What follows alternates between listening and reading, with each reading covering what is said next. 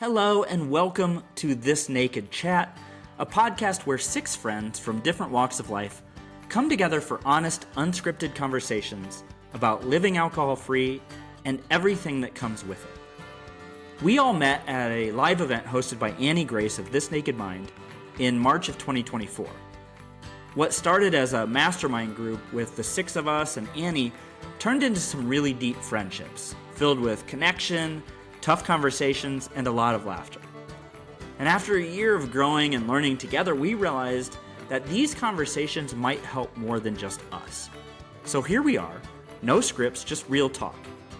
We are incredibly grateful to Annie and This Naked Mind for helping us get this off the ground and for the impact that her work has had on each of our lives. I am Brian, and I am joined by Kori, Agnes, Judi, Jenie, and Sammie. Let's dive in. Hello, everyone. How's everyone today? Hi, Brian. Okay, let's get started. How about that? Here's the hat. Yeah. I have my 2.0s on today. That's So better or I should- worse? No, it's stronger than I normally try to pull this off with 1.0s. But now these are 2.0s, so I can see that this says Performance Anxiety Management Without Alcohol.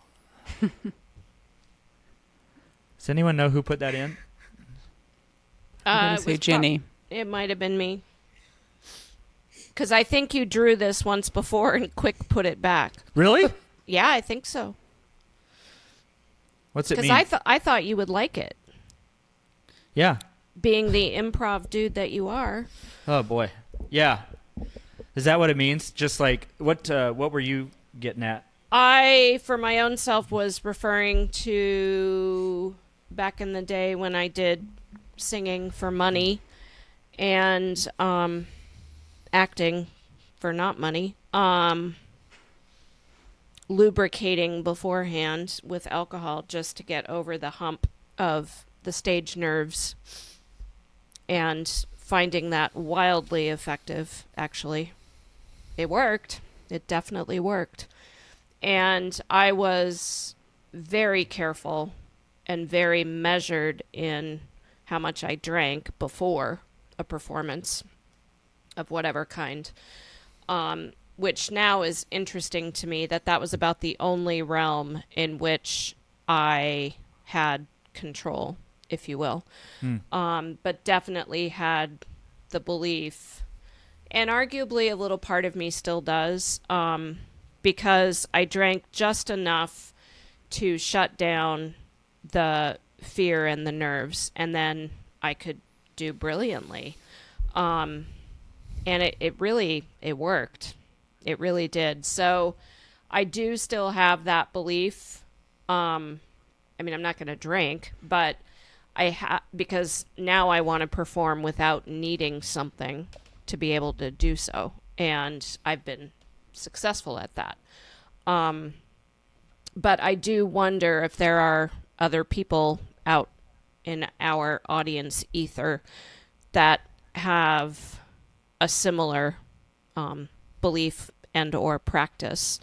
I did think of you when I was writing this because you do the scariest thing of all to me, which is improv. And that, while I really want to try it, it terrifies me.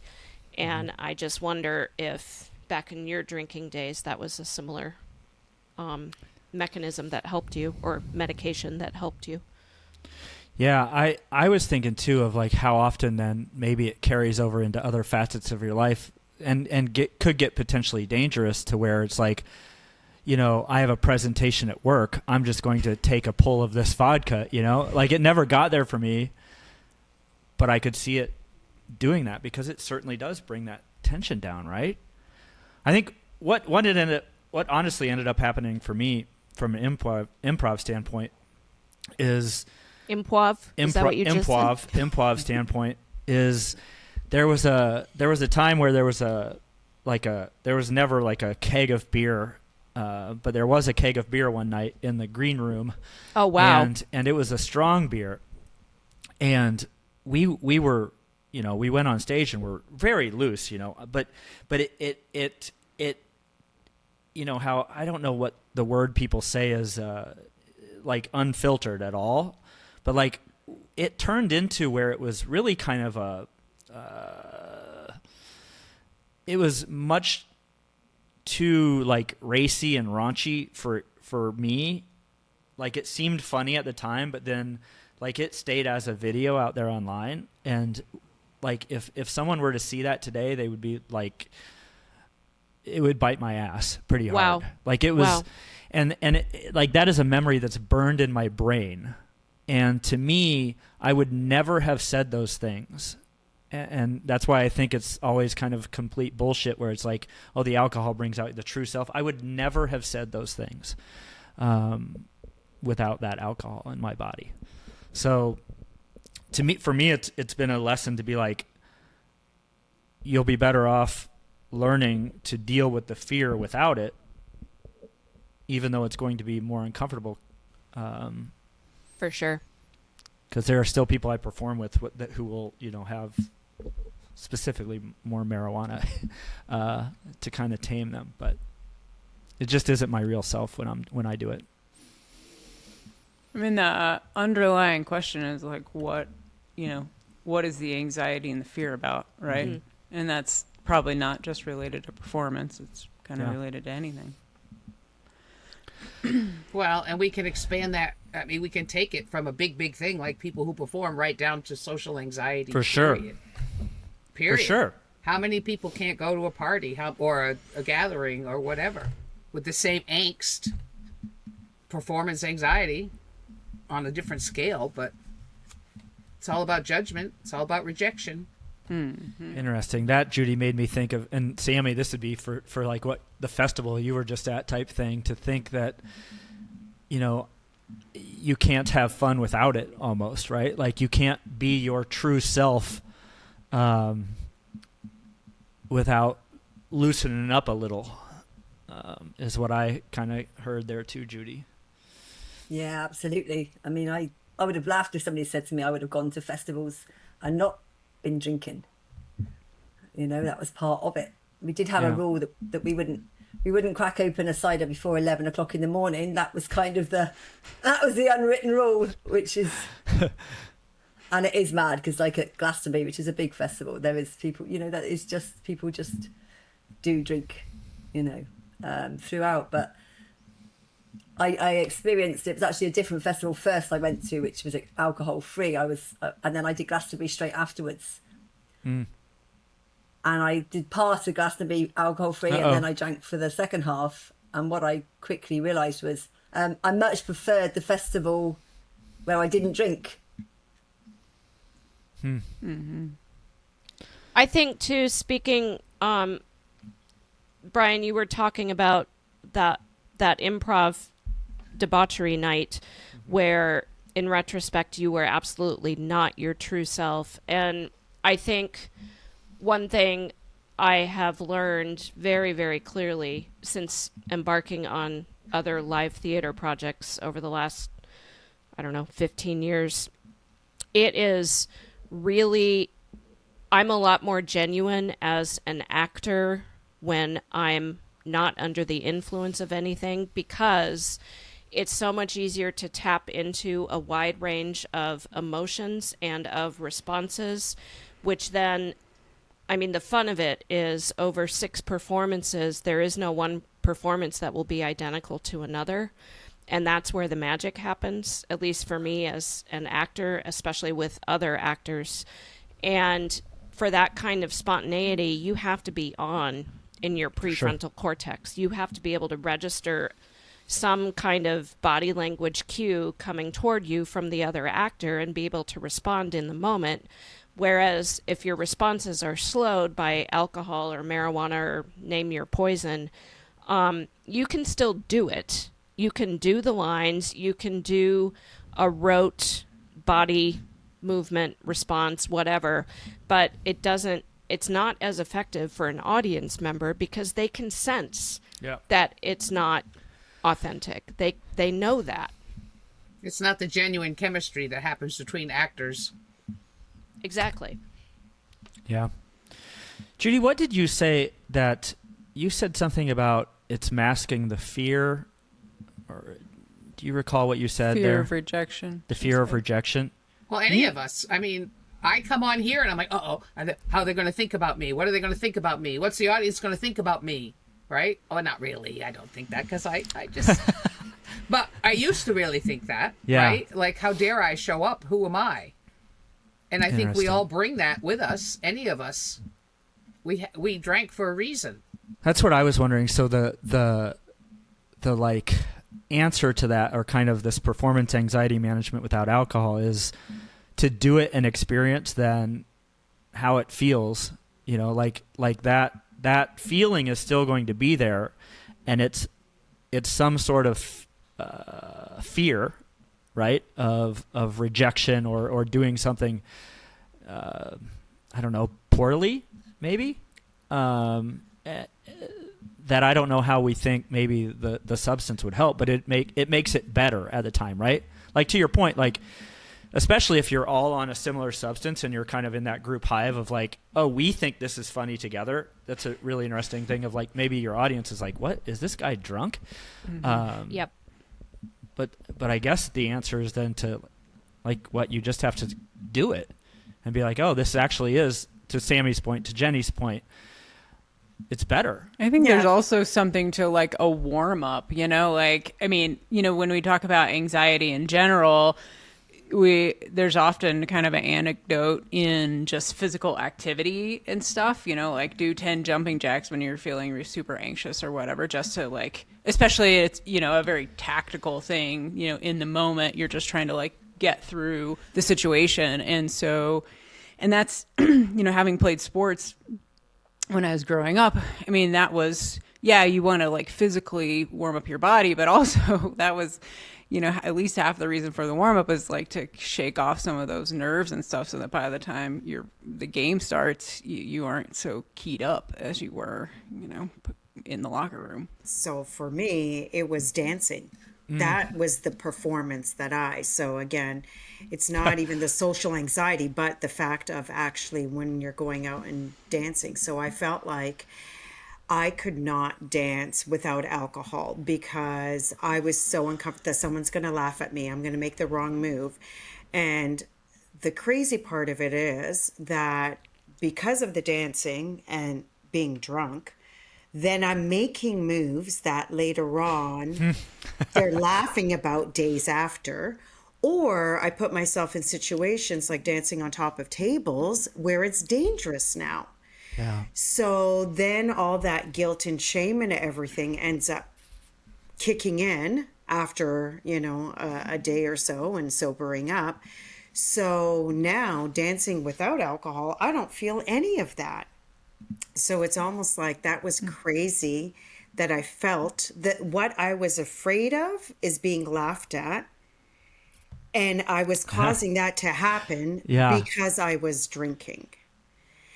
But then it also goes to, then I'm just, as you guys are talking, then I'm thinking of, okay, performance. So there's that kind of performance. But how about just the regular performance of dentists, doctors, lawyers, all of these people? After they're done, maybe they're not drinking prior, at least we hope they're not.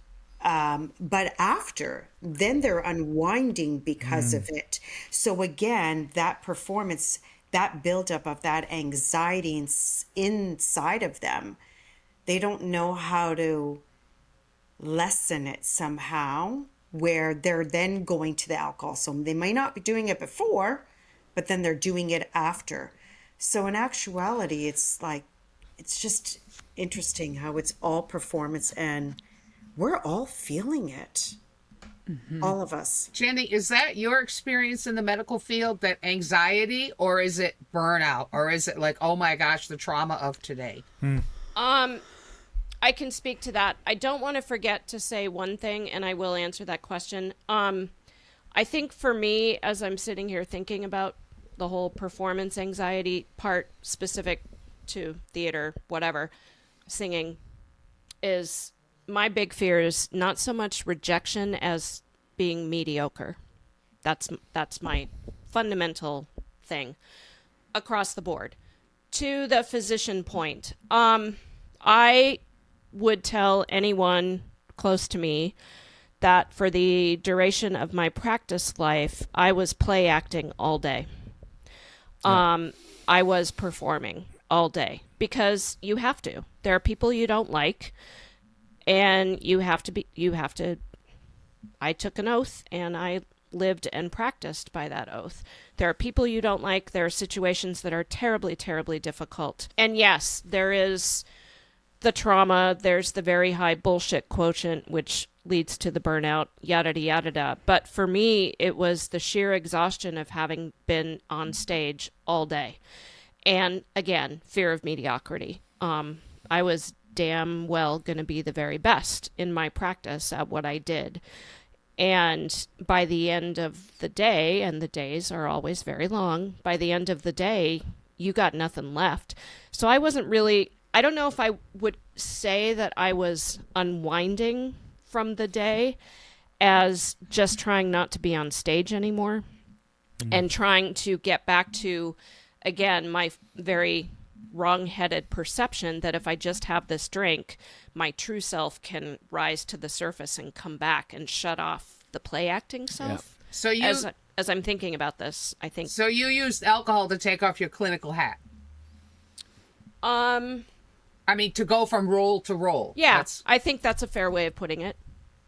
I'm kind of making this up as I go because I hadn't thought about it in those That's terms, what I was wondering, but Judi, because yours would have been similar high stress. I did. Yep. When I get in all of that and you have your clinical hat on because you have to, because you're the one that everybody depends on, that can be like out of body sometimes. And so it's like, oh, what do I know? What do I know? Or let's go home and have a whatever, or let's not even go home. Let's just stop at the bar on the way home, or just to normalize, if you will.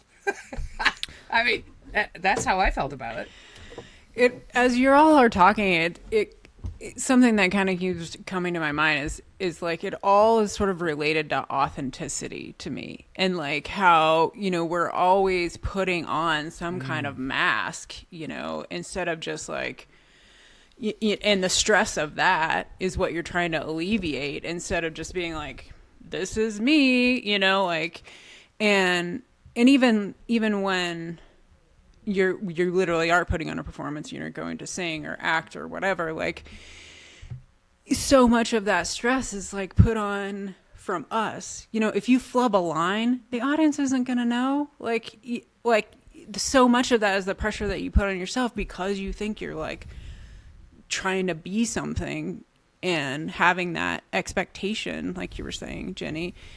It's so bizarre to me that we are just like constantly feel like we have to be something else, you know, we can't just like be us, you know. And that's, we're like stressing ourselves out because we have to be something else. And, you know. So who's doing the judging, others or ourselves? Right, exactly. That's my point. Totally, 100%. Yes. This episode is sponsored by This Naked Mind, a revolutionary approach to changing your relationship with alcohol. When it comes to your drinking, you don't have to hit rock bottom to want something different, and you don't have to do it alone. This Naked Mind blends neuroscience, psychology, and self-compassion to help you stop relying on willpower and start creating real, lasting change. No shame, no labels, and no rules. Whether you want to take a break, drink less, or stop drinking for good, This Naked Mind has a program that meets you where you are, with world-class coaching and a compassionate, judgment-free community to support you every step of the way. Learn more about This Naked Mind at thisnakedmind.com. So you think that's like, then to that point, and I think it was Judi that said it, maybe Jenny, about we wanted to turn our brain off. And what that really kind of is that we want to turn the part of our brain off that wasn't us, right? Like that, like I just was at work all day, stressed out, and I want that to stop. And the only way I can get that to stop and settle into my own self, I guess, is to have a few drinks and literally shut it down a bit, right? Taper that feeling. And turn off the part of us that was judging ourselves the entire freaking day, you know, that thought we had to be something else that wasn't us. And I think, too, for me, those multiple glasses of wine while cooking dinner also happened because there were times, and they were not infrequent, where, you know, I would come home have an interaction with Peter and my husband, and he would get annoyed at my manner and he would say, "You're still in doctor mode. Can you just not? Can you just please not?" And I wasn't aware of it. And then he would start calling me on my stuff, and I would be like, well, once again, I know what works to make that roll go away faster, right? How did you guys deal with then? So once you stopped drinking and having to sit with this, I'm thinking for me, because I replaced it with a lot of activity. Like I made myself busier. And I think specifically mine was like pretty intense exercise. But I'm wondering, and then I had to learn how to deal with things without that. So did everyone else have experience, like Agnes, even in your dancing side, when you now can dance on your own?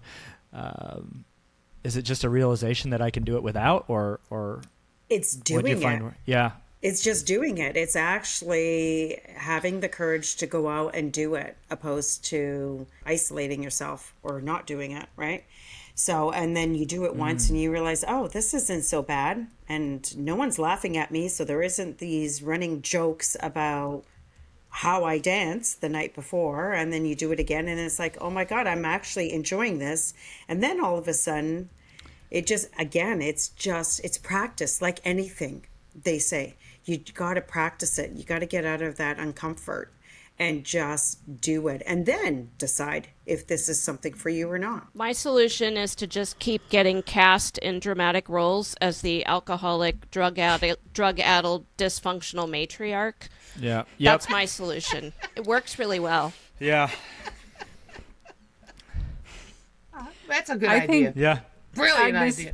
You said, I don't remember, maybe you said it like on our like group chat or whatever, but like you were saying something in the last few days about, or also recognizing when you don't want to do something, like, you know, maybe you were trying to lubricate yourself because you were trying to force yourself into this thing that you really didn't want to do, but you felt this obligation to. So just like listening to yourself and being like, I don't want to be around all these people, you know, or, you know, at least today is not the day for it, you know, and just like, again, coming back to yourself and being like, it's not, you know, I don't want to do this. And I was forcing myself to do it all this time.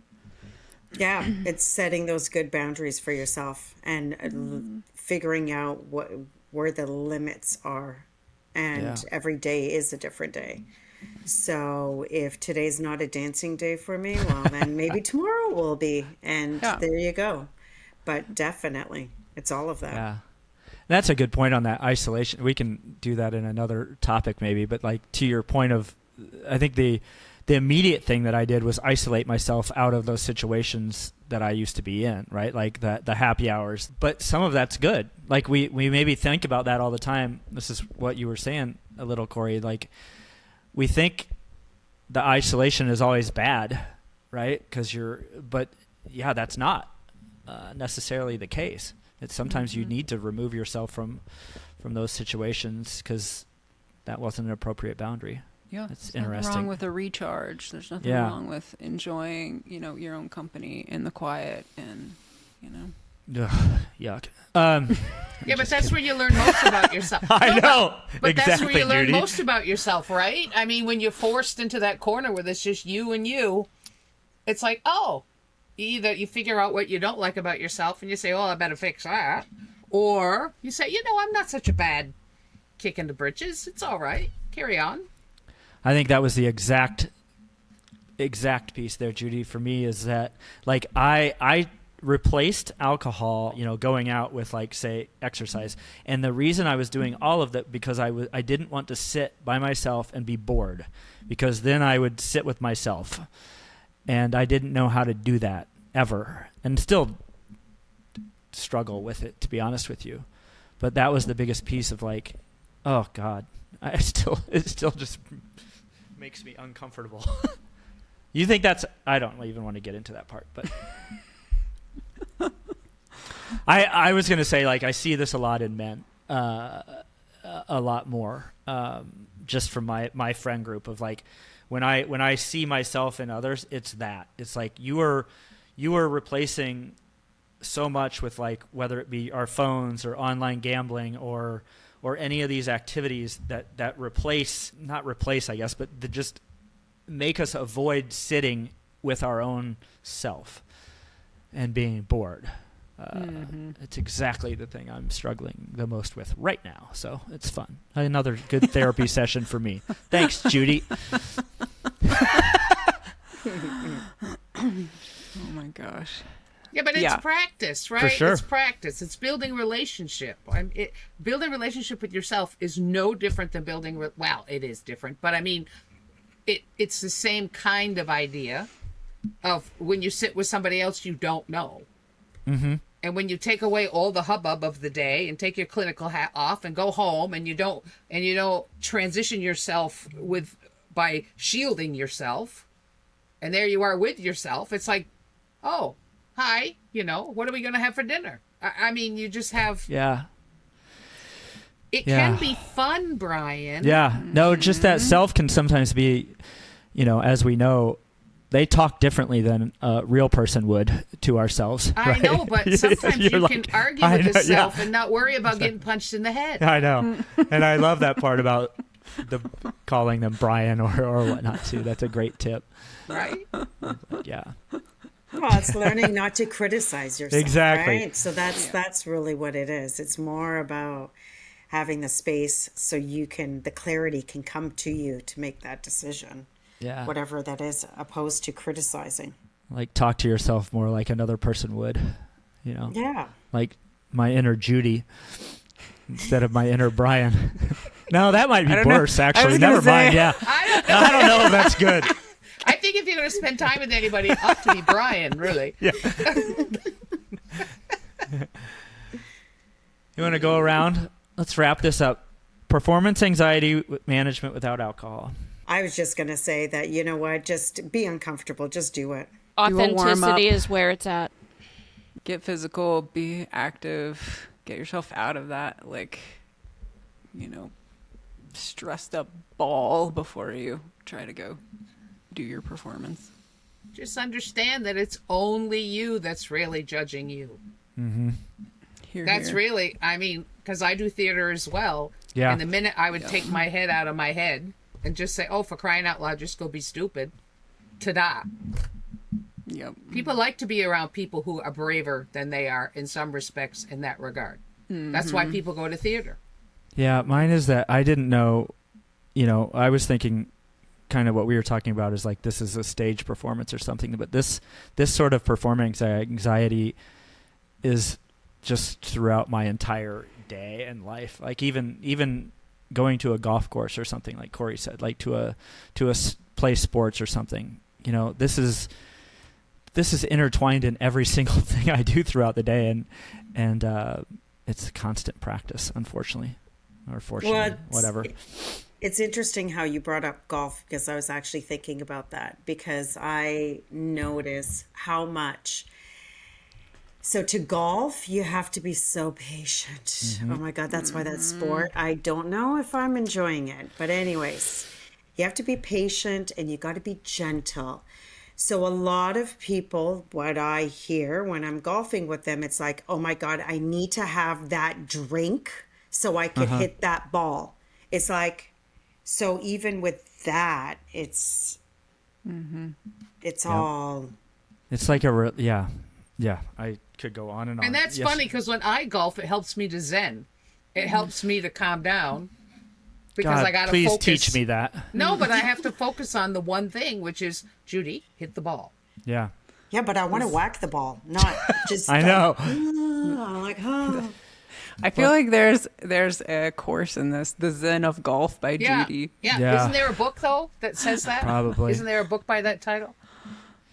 I mean, it's a good one. And this kind of goes back to what we were saying, is the expectations of ourselves, right? Like, are so much higher than anyone else has had on us in our lives, is what I've noticed. Like, I was just talking to someone this morning. Like, I played yesterday, and I was so hard on myself, and there was no reason whatsoever. My partners did not care. No one cared, but for some reason, it was the biggest thing in my life that I play perfectly. So again, that goes back to like, it's all like, I think it was Judi that said it. It's mostly judgment of ourselves that is driving so much of this, that if we can kind of let that, or even recognize it,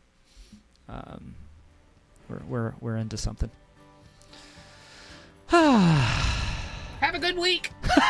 Yeah, wonderful. Thank y'all. Hey, that's it for today's episode. Thank you so much for listening. If something we said resonated, made you laugh, or made you think, we'd love it if you share it with someone who might need it too. And if you're curious about going alcohol-free or just ready to feel more connected to yourself, check out This Naked Mind. Annie's work brought us all together, and we're so grateful for the impact it's had. On that note, a big thank you to Annie Grace and This Naked Mind for making this podcast possible. We'll see you next time on This Naked Chat.